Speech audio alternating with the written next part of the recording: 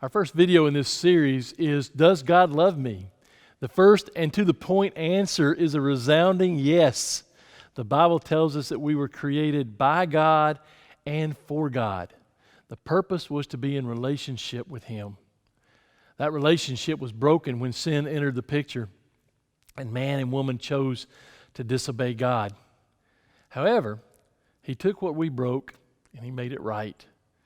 John 3:16 says, "For God so loved the world," we know this one, don't we, "that He gave His one and only Son, that whoever believes in Him would not die, but have everlasting life." God loved you before you knew who He was. Isn't that an amazing thing? We Wesleyans call that prevenient grace. God acting on our behalf before we even know who He is. Now let's look at God's love in a big framework first today, and then we'll go to a small framework in a minute. He created you. Revelations 4:11 says, "You are worthy, our Lord and God, to receive glory and honor and power, for you created all things, and by your will they were created and have their being." He created everything for you.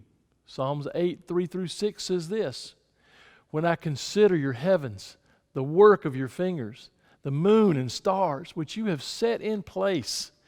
What is mankind that you are mindful of him? Human beings, that you care for them.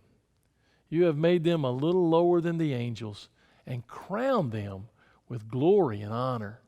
You made them rulers over the works of your hands. You've put everything under their feet." He has given life and love for you to know Him. Luke 12, verse 32 says, "Do not be afraid, little flock, for your Father has been pleased to give you the kingdom." Hear these promises of God as they keep coming. Now we know sin messes all this up at times and causes a dysfunction, but the promises of God are true nonetheless. Now, let's see God's love in a smaller framework. I've given you a big framework. Let's look at it a little bit smaller. He knows your name. John 10, verse 14 says, "I'm the good shepherd. I know my sheep, and my sheep know me." He's made Himself available to us. Isaiah 41:10. "So do not fear, for I'm with you. Do not be dismayed, for I am your God. I will strengthen you. I will help you. I will uphold you with my righteous right hand."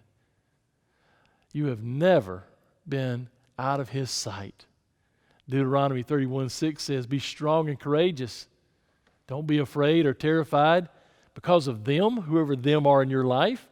For the Lord, your God, goes with you.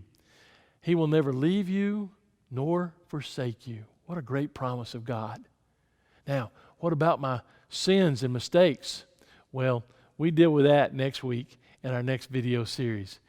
Take time to discuss the big framework and the small framework that we've seen today.